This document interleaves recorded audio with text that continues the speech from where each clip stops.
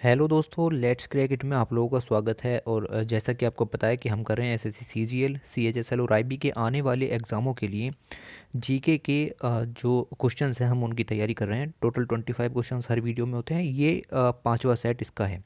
ठीक है, वीडियोस जो क्वेश्चंस हैं उनका एनालिसिस आप करें और देखें कि कितने क्वेश्चंस आपके सही हो रहे हैं। जो क्वेश्चन सही नहीं हो रहे उनके नोट्स आप रेगुलर तौर पर बना सकते हैं। इसकी पीडीएफ भी आपको मिल जाएगी, नीचे सिर्फ एक ही लिंक है, वहाँ पर आपको इसकी पीडीएफ अवेलेबल हो जाएगी। चलिए देखते हैं कि वीडियो में किस तरह के क्वेश्चंस शामिल किए गए हैं। उससे पहले वीडियो लाइक कीजिए, शेयर कीजिए अपने दोस्तों के साथ जो एसएससी की तैयारी कर रहे हैं, और सब्सक्राइब कीजिए चैनल को अगर आप चैनल पर नए हैं। देखते हैं पहला क्वेश्चन क्या है। देखिए, एक टर्म है दीघा निकाय। दीघा निकाय जो बुक्स हैं उनका कलेक्शन है। ठीक है, तो कुछ बुक्स का कलेक्शन है दीघा निकाय। ये किस धर्म से बिलोंग करती है बुक?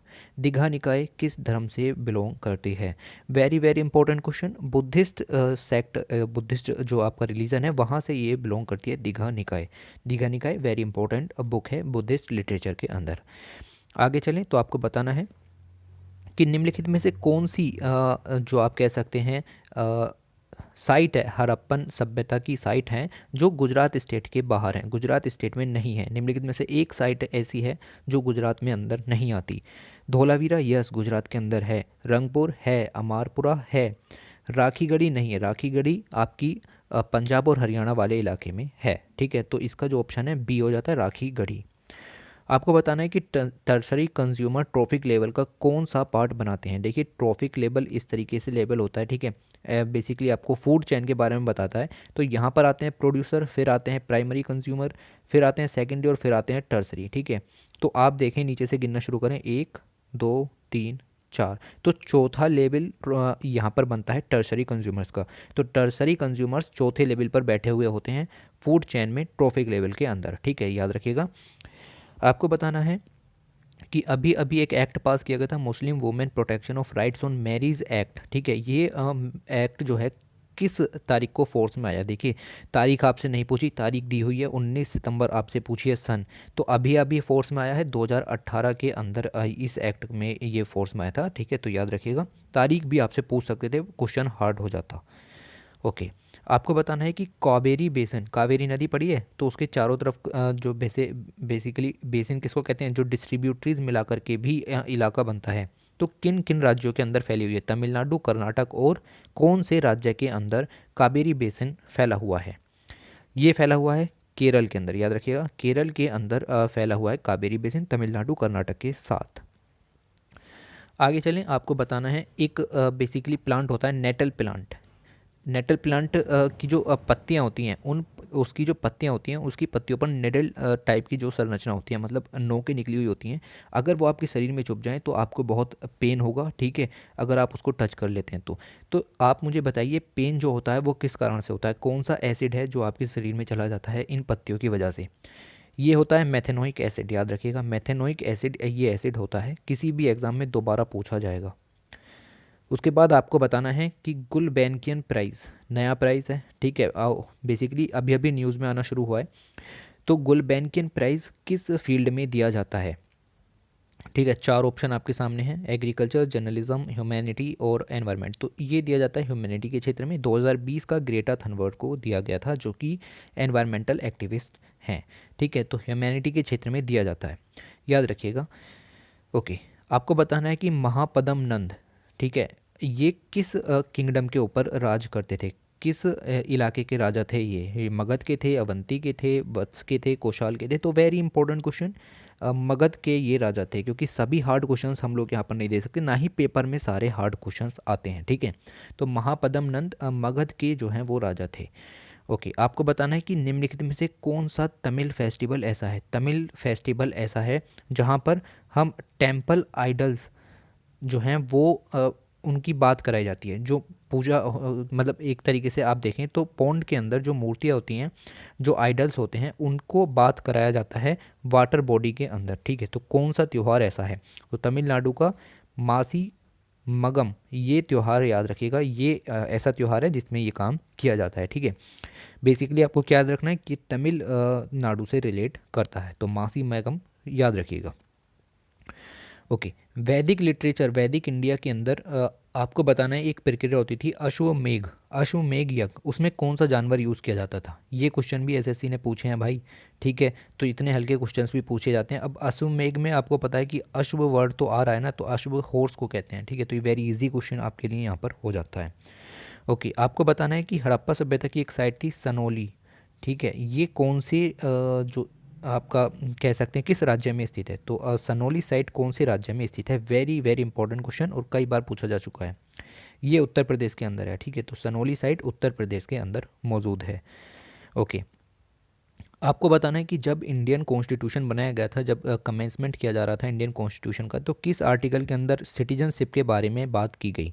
ठीक है, कि किस आर्टिकल के अंदर सिटीजनशिप के बारे में बात की गई? चार ऑप्शंस आपके सामने दिए गए हैं, बताइए। देखिए, ये बात की गई आर्टिकल 5 में। आर्टिकल 5 में कहा गया कि हम सिटीजनशिप जैसा एक प्रोविज़न इंडियन कॉन्स्टिट्यूशन में रखते हैं। आपको बताना है कि जुआरी रिवर किस राज्य से पास होती है या किस राज्य में स्थित है? तो ZUARI रिवर कौन से राज्य में स्थित है, आपको ये बताना है। ये है गोवा के अंदर, याद रखिएगा गोवा के अंदर ये रिवर है। और इस रिवर के बारे में भी पूछा जा चुका है। ओके, आपको बताना है कि जैतापुर न्यूक्लियर पावर प्लांट किस राज्य में स्थित है? इसके ऊपर अभी अभी कंट्रोवर्सी चल रही थी, तो आपको बताना है कि कौन से राज्य में है Jaitapur power plant. Okay, very very important and easy question. ये महाराष्ट्र के अंदर है, याद रखिएगा महाराष्ट्र के अंदर है जैतापुर पावर प्लांट। आपको बताना है कि किसी धातु को हथौड़े से मारने पर वो धातु पतली हो जाती है, एक थिन शीट के रूप में हो जाती है। इस प्रक्रिया को क्या कहते हैं? ठीक है, देखिए इस प्रक्रिया को कहते हैं मेलिएबिलिटी। मेलिएबिलिटी का मतलब होता है आघात वर्धनीयता। ठीक है, मतलब अगर हमने किसी मोटी धातु को पीट पीट करके थिन शीट्स के रूप में कवर कर दिया है, तो उस प्रक्रिया को मेलिएबिलिटी कहते हैं। आपको बताना है जब लॉर्ड माउंटबेटन का काल खत्म हो गया, उसके बाद 1947 में कौन वायसराय बन करके आए? लॉर्ड माउंटबेटन के बाद कौन वायसराय बने? तो ये बने लॉर्ड वेवेल, नाम याद रखिएगा लॉर्ड वेवेल। लॉर्ड माउंटबेटन के बाद यहाँ पर वायसराय बने। ओके, अगला क्वेश्चन आपको बताना है कि नौकाई। नौकाई ये एक ट्रेडिशनल फेस्टिवल है, हार्वेस्ट फेस्टिवल है। कौन से राज्य से ये फेस्टिवल बिलोंग करता है? क्या नाम है? नौकाई, बताइए। फेस्टिवल से दो दो क्वेश्चंस पूछे जा रहे हैं आउट ऑफ 25 क्वेश्चंस। ठीक है, तो ये एसएससी आपको यहाँ पर मात देने की कोशिश कर रही है, बट टेंशन मत लीजिए, धीरे धीरे सारे त्यौहार कवर हो जाएंगे। ये है उड़ीसा का त्यौहार। ठीक है, याद रखना, अब आप नौकाई उड़ीसा का त्यौहार है।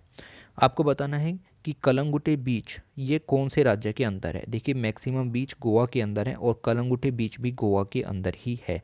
ठीक है, तो याद रखिएगा इस पॉइंट को भी। आपको बताना है कि गन आइलैंड ये एक बुक लिखी गई थी। गन आइलैंड ये एक बुक लिखी गई थी और वेरी वेरी इंपॉर्टेंट बुक। ये भाई साहब जब तक आएगी जब तक एसएससी जिंदा है। ठीक है, तो आपको बताना है कि कौन से राइटर ने ये बुक लिखी है। ये बुक है वेरी फेमस अमिताभ घोष की। ठीक है, तो अमिताभ घोष जी ने ये बुक लिखी है गन आइलैंड। आपको बताना है कि कार्नोटाइट किसका अयस्क है बेसिकली। ठीक है, तो मैंने क्वेश्चन सिंपल कर दिया। आपको बताना है कि कार्नोटाइट किसका अयस्क है? ये अयस्क है यूरेनियम का। ठीक है, तो याद रखिएगा यूरेनियम का ये अयस्क है। आपको बताना है कि निम्नलिखित में से कौन सी धातु हेलोजन ग्रुप के अंदर नहीं आती? आवर्त सारणी के अंदर हेलोजन ग्रुप का एक अपना वर्ग होता है, उसमें ये धातु नहीं आती। अगर आपको पता हो तो ग्रेफीन कार्बन की जो ग्रुप होता है उसमें आती है। तो ग्रेफीन हेलोजन नहीं है, ग्रेफीन कार्बन के अंदर आती है, याद रखिएगा। आगे चलें।